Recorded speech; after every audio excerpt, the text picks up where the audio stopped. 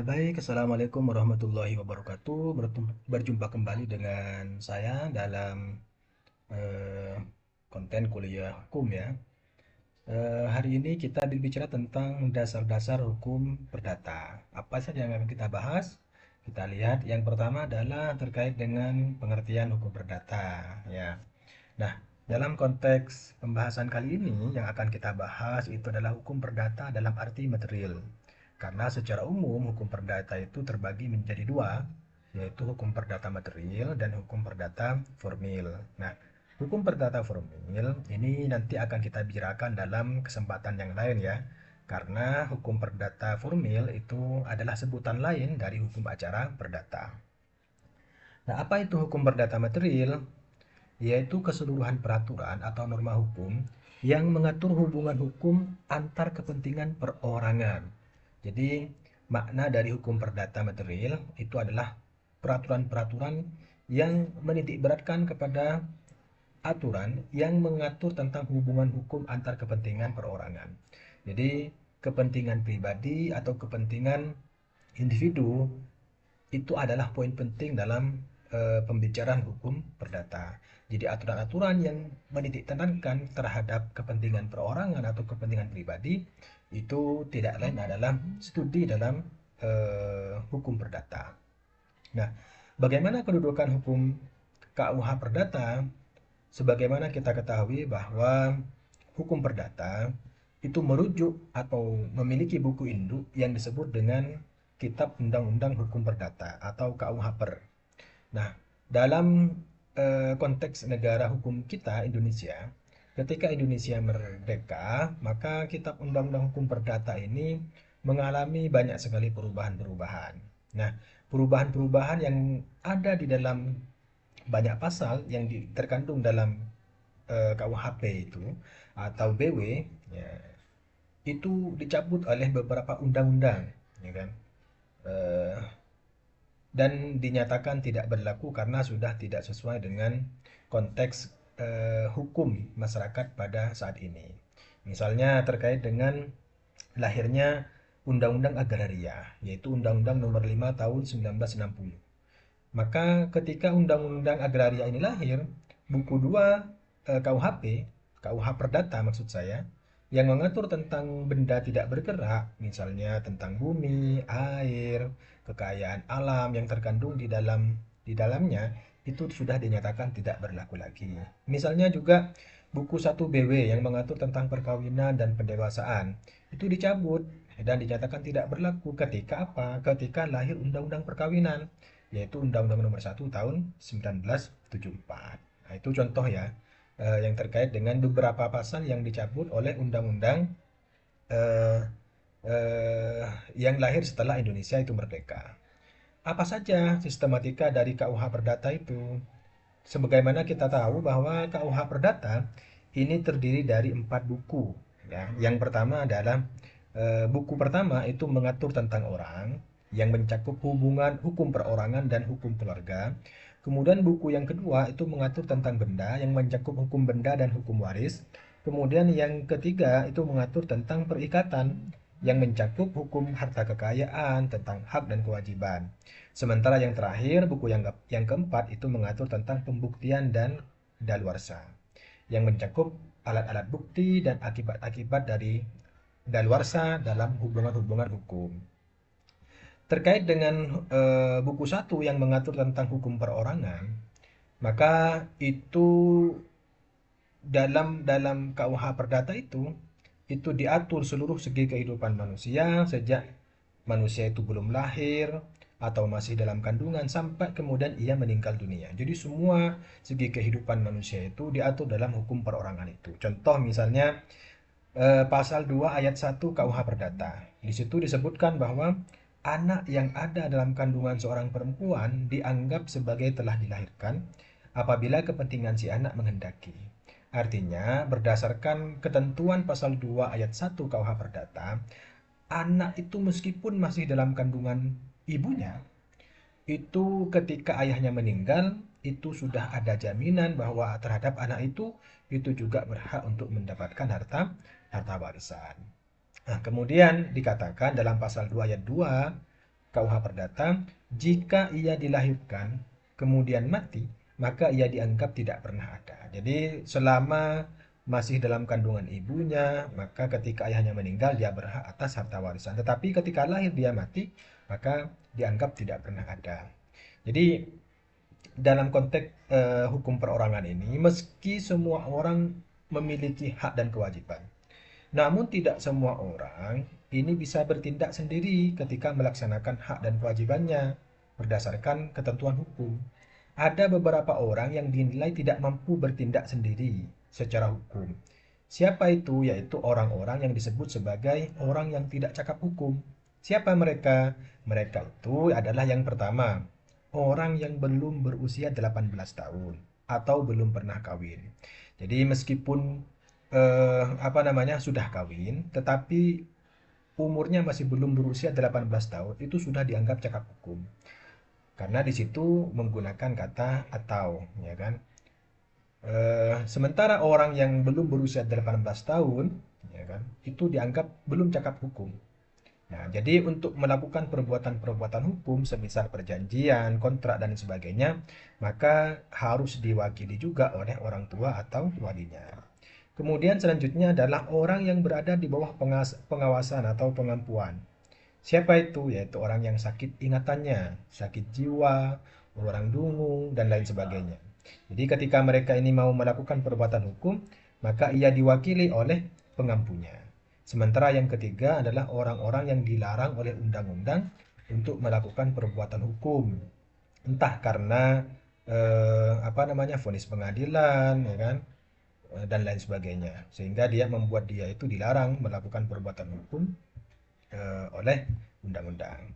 Kemudian yang kedua mencakup tentang hukum keluarga. Nah, dalam konteks kehidupan bangsa Indonesia saat ini, ketika undang-undang perkawinan itu lahir, maka segala aturan hukum yang timbul dari pergaulan hidup keluarga itu, yang mengatur tentang hukum keluarga itu sebagian besar telah dicabut. Misalnya terkait dengan kekuasaan orang tua, ya, orang tua terhadap anak-anaknya apa saja, ya kan? Apa saja kewajiban-kewajiban mereka.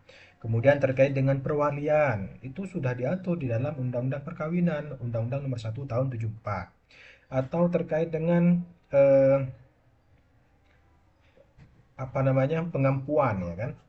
Atau terkait dengan syarat-syarat daripada sahnya perkawinan dan seterusnya. Itu diatur di dalam Undang-Undang Perkawinan, sehingga sebagian besar dalam BW atau dalam KUH Perdata itu sudah dinyatakan tidak berlaku karena lahirnya Undang-Undang Perkawinan. Kemudian selanjutnya dalam sistematika KUH Perdata itu juga mengatur tentang benda yang mencakup hukum benda dan hukum waris. Nah, ketika apa sih hukum benda itu? Nah, benda itu pertama kali kita harus tahu dulu, benda itu adalah segala sesuatu yang dapat menjadi objek hukum. Dalam konteks ini ada beberapa macam benda, yaitu ada benda bergerak dan ada benda yang tidak bergerak. Nah, benda tidak bergerak ini bisa karena sifatnya, karena tujuannya, atau karena ditetapkan oleh undang-undang dinyatakan sebagai benda tak bergerak. Misalnya bangunan, gedung, tanah, itu dikatakan benda tidak bergerak karena sifatnya. Karena memang gedung, bangunan, tanah itu memang tidak bergerak gitu kan. Karena sifatnya. Sementara yang lain misalnya mesin pabrik dan sarang burung, itu dikatakan benda tidak bergerak karena tujuannya. Kemudian selanjutnya adalah hak postal dan hak hipotek. Nanti kita bicara tentang hak postal dan hak hipotek juga ya. Ini karena ditentukan oleh undang-undang. Kemudian selanjutnya adalah dari macam-macam benda itu ada yang disebut sebagai benda bergerak. Apa itu? Yaitu setiap benda yang karena sifatnya atau karena penetapan undang-undang dinyatakan sebagai benda bergerak. Contohnya karena sifatnya adalah binatang, itu kan bergerak. Kendaraan itu juga bergerak. Kemudian ada surat-surat berharga yang disebut benda bergerak karena didasarkan pada penetapan undang-undang. Nah, ada beberapa macam hak kebendaan, di antaranya yang saya sebutkan di sini ada empat. Sebenarnya ada lebih ya, lebih dari empat. Cuman hanya saya sebutkan empat. Silahkan untuk yang lainnya teman-teman bisa belajar sendiri ya. Ada yang disebut sebagai hak bezit. Hak bezit itu apa? yaitu kedudukan seseorang yang menguasai suatu benda baik dengan dirinya sendiri maupun dengan perantara orang lain yang dipertahankan atau dinikmatinya selaku orang yang memiliki kebendaan itu. Ya, berarti benda itu dimilikinya memang oleh dia sendiri atau karena perantara orang lain. Misalnya beli benda atau beli barang gitu kan. Ketika kita sudah bayar, maka benda itu adalah menjadi milik kita. Kemudian ada hak obstat. Hak obstat itu adalah hak numpang karang. Hak untuk mempunyai atau mendirikan bangunan atau tanaman di atas tanah milik orang lain. Nah, untuk mendirikan bangunan atau memanfaatkan tanah itu, ya, diperlukan izin kepada pemiliknya. Ya.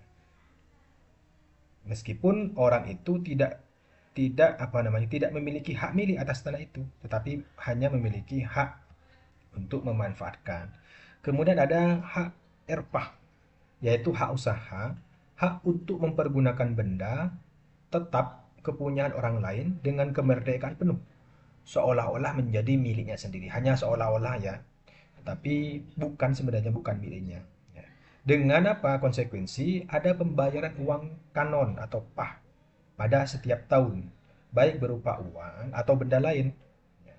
Kemudian kalau hak hipotek itu adalah hak tanggungan seperti hak gadai. Tetapi benda yang dijadikan jaminan itu berupa benda tetap seperti rumah, tanah, ya, gedung dan lain sebagainya. Itu disebut sebagai hak hipotek, ya.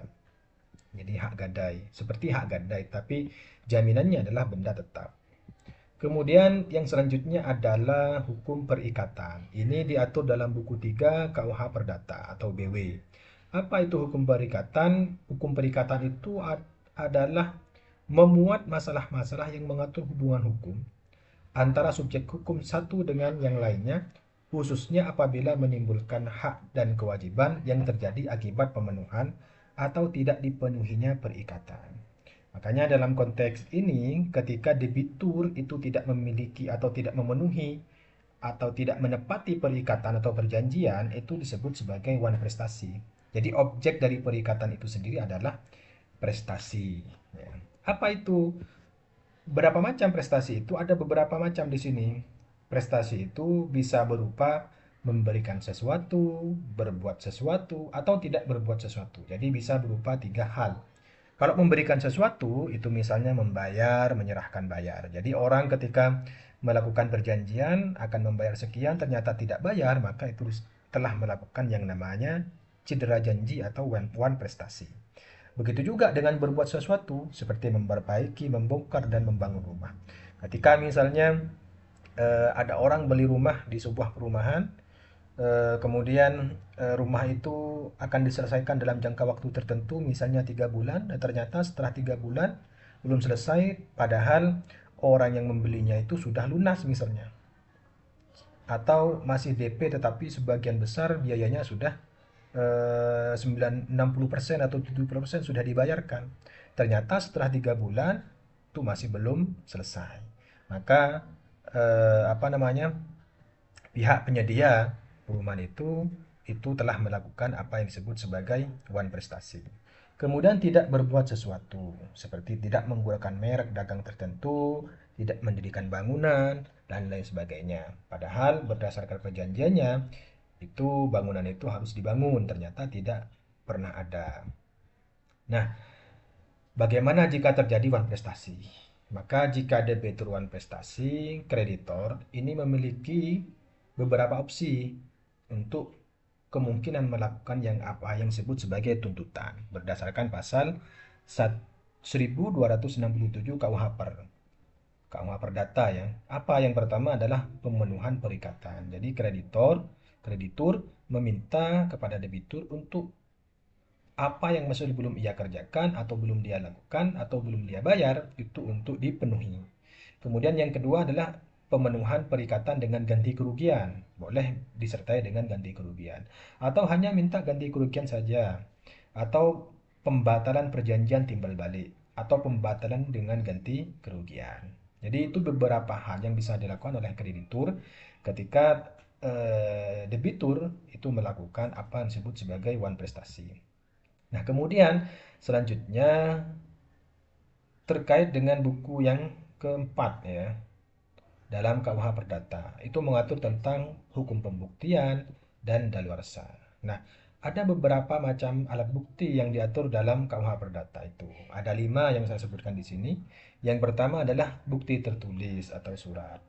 Kemudian yang kedua itu adalah kesaksian. Kemudian yang ketiga itu adalah bukti persangkaan.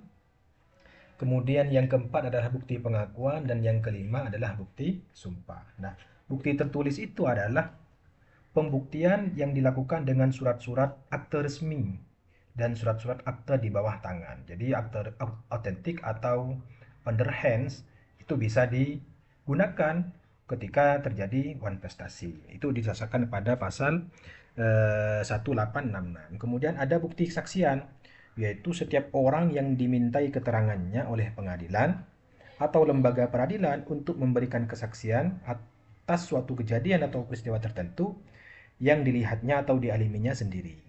Itu saksi. Kemudian ada bukti persangkaan. Apa bukti persangkaan itu? Yaitu suatu kesimpulan dari suatu peristiwa yang sudah jelas dan nyata atau suatu kesimpulan atas suatu kejadian atau peristiwa untuk membuktikan atas suatu perbuatan yang disangka. Nah, di sini ada 2 macam persangkaan. Yang pertama adalah persangkaan yang ditetapkan oleh undang-undang. Kemudian eh, apa namanya? Yang kedua adalah persangkaan yang ditetapkan oleh hakim. Jadi ada 2 ya. Yang persangkaan yang ditetapkan oleh undang-undang itu adalah suatu pembebasan dari kewajiban membuktikan suatu hal untuk menguntungkan salah satu pihak yang berperkara. Kemudian kalau persangkaan yang ditetapkan oleh hakim itu adalah persangkaan yang dilakukan oleh hakim terhadap satu peristiwa yang pembuktiannya tidak dapat diperoleh dari saksi-saksi. Misalnya persangkaan terhadap pelaku zina. Tidak harus melihat kejadiannya. Jadi cukup mengetahui masuk kamar hotel berdua itu sudah hakim bisa menyimpulkan, bisa memberikan persangkaan bahwa telah terjadi perzinahan. Kemudian yang keempat adalah bukti pengakuan. Bukti pengakuan itu adalah pernyataan sepihak dari salah satu pihak yang berperkara yang membenarkan keterangan pihak lawan baik sebagian atau seluruhnya. Itu bukti pengakuan. Jadi ada kata pembenaran terhadap apa yang dinyatakan oleh pihak lawan ya kan. Kemudian yang terakhir adalah bukti sumpah. Nah, bukti sumpah ini kalau dilihat berdasarkan undang-undang ini ada 2 macam sumpah. Yang pertama adalah sumpah yang menentukan. Yang kedua adalah ada sumpah tambahan. Nah, sumpah yang menentukan ini adalah sumpah yang diperintahkan oleh salah satu pihak yang berperkara kepada pihak lawannya dengan tujuan untuk mengakhiri perkara yang sedang diperiksa oleh hakim. Sementara sumpah tambahan ini adalah sumpah yang diperintahkan oleh hakim kepada salah satu pihak yang berperkara saja. Itu dikatakan sebagai sumpah tambahan. Nah, sumpah ini diperintahkan oleh hakim karena hakim berpendapat sudah terdapat suatu bukti permulaan yang perlu ditambah dengan apa yang disebut sebagai penyumpahan. Kemudian selanjutnya adalah yang terakhir terkait dengan daluarsa. Apa sih daluarsa itu? Daluarsa itu kalau kita lihat dalam ketentuan KUH Perdata itu diatur mulai dari pasal 1946 sampai pasal 1993. Apa itu daluarsa? Yaitu suatu alat untuk memperoleh sesuatu atau untuk dibebaskan dari suatu perikatan dengan lewatnya atau lampaunya waktu tertentu dan atas syarat-syarat yang ditentukan oleh undang-undang.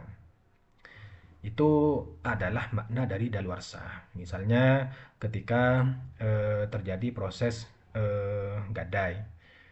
Gadainya misalnya 10 tahun, ya kan. Ternyata setelah 10 tahun itu tidak ada tebusan atas gadaian atas barang yang digadaikan. Maka pihak yang menerima gadai itu bisa kemudian untuk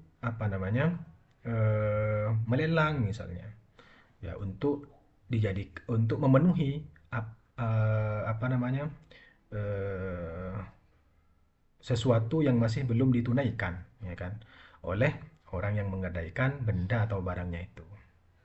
Jadi ini contohnya.